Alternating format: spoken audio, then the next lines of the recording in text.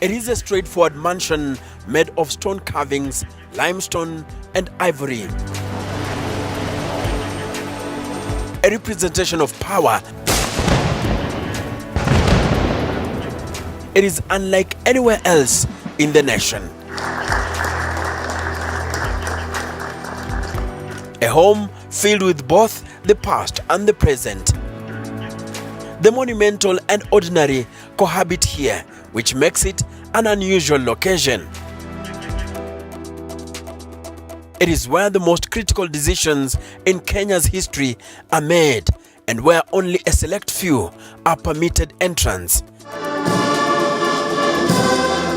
For this is more than just a building, a monument or a house. I will be at the front to say no to any change of the constitution, to change term limit.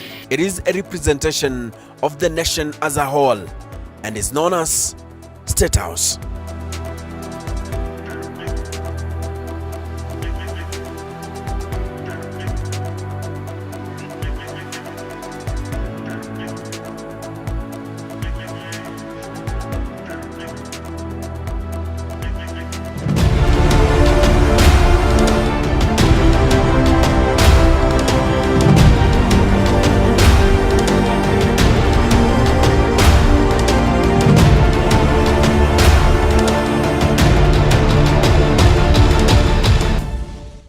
The President takes this opportunity to stretch his legs and takes the MPs on a tour of Statehouse Gardens.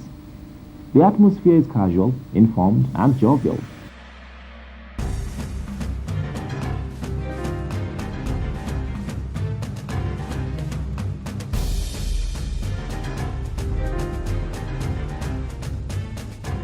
In Kenya, this home is not the largest. In fact, there are numerous others that are substantially larger. This isn't the finest house, but this is the most important house in Kenya.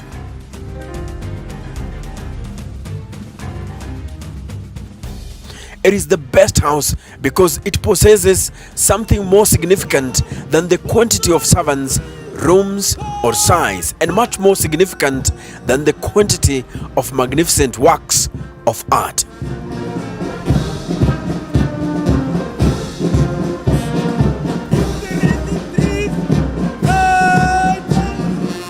Today will be one of the most demanding days ever for those who work inside the State House. Habari zenu July 2015. wa Kenya mpio. And US President Barack Obama, the most powerful man on the planet, is visiting the land of his forefathers. I am proud to be the first American president to come to Kenya.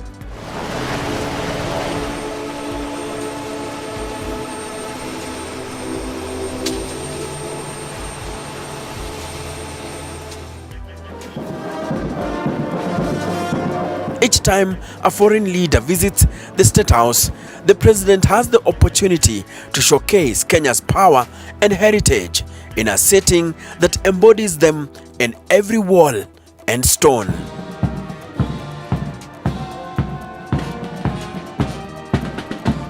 This serves as both the symbol of the presidency and, in the eyes of the world, Kenya.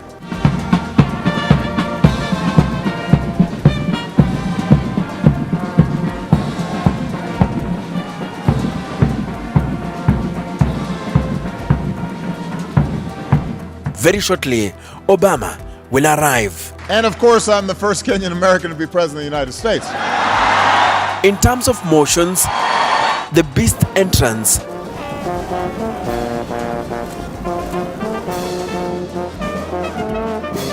the host welcome remarks by President Uhuru Kenyatta,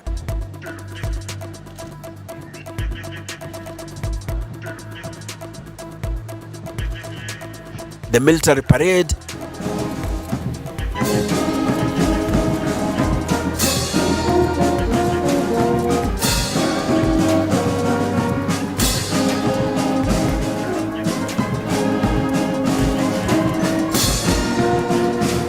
Then the 21-gun salute.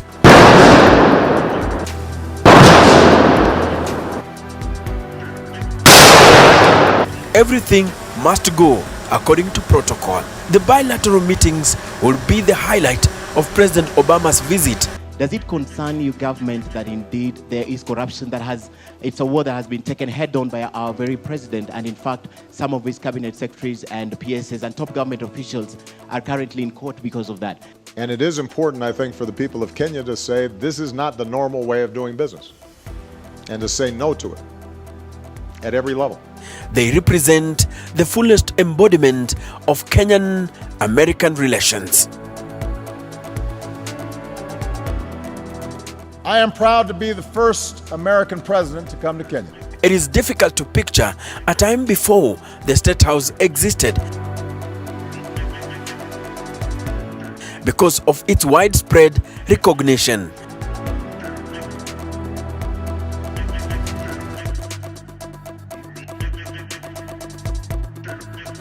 But nearly 10 years after Kenya was established a colony of the British, the city of Nairobi was still little more than wild woodlands. In 1899, colonial authorities in British East Africa agreed to build a rail depot on the Uganda Railway, Nairobi, the land of cool waters in the Maasai language. It would grow quickly into a town, eventually replacing Machakos as the capital of Kenya in 1907.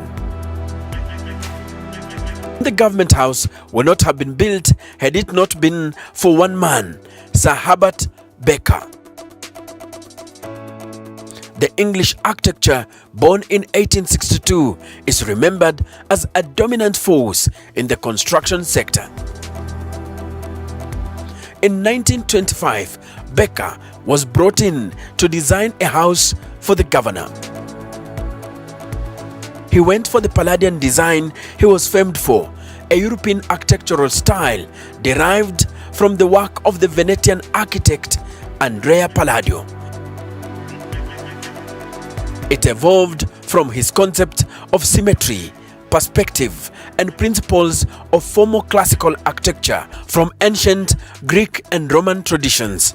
It was built on a hill because the white settlers loved trees and wide boulevards and also feared floods.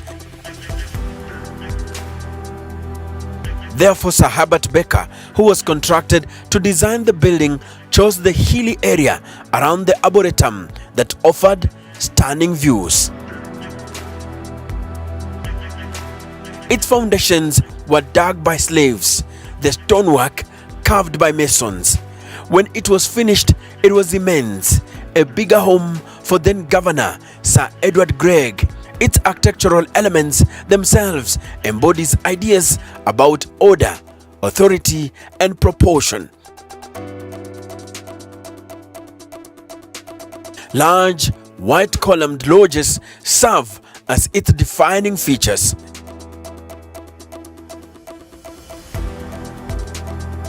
Then and today, the heritage of the symbol is inescapable, something every leader learns upon arriving.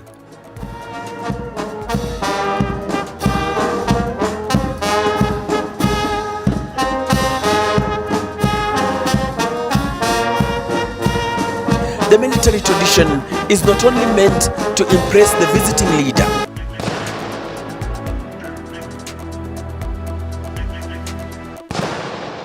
it gives him the distinction of being welcomed at the house on the hill.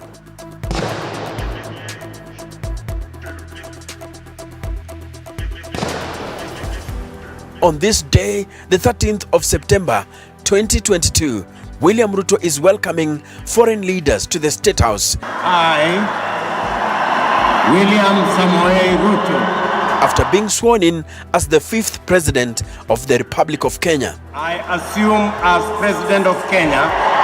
It is time for the official party. Do swear that I will be faithful. That I will be faithful. It is the culmination of a full day that saw him take over from retired President Uhuru Kenyatta earlier on. Ruto is the 5th black African to occupy the State House.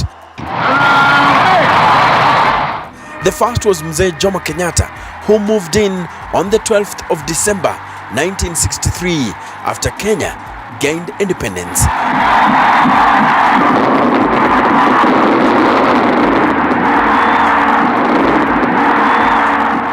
But it is intimated that Mzee did not reside at the State House, but instead preferred to stay in his Gatundu and Nairobi homes. He only used the State House to transact official business during the day. So we never lived there. Yes. There is this major assumption that we used to live and we grew up in State House. Yes. Sisi tuliishi Gatundu. Yes. Ndiko tuliishi. Yeah.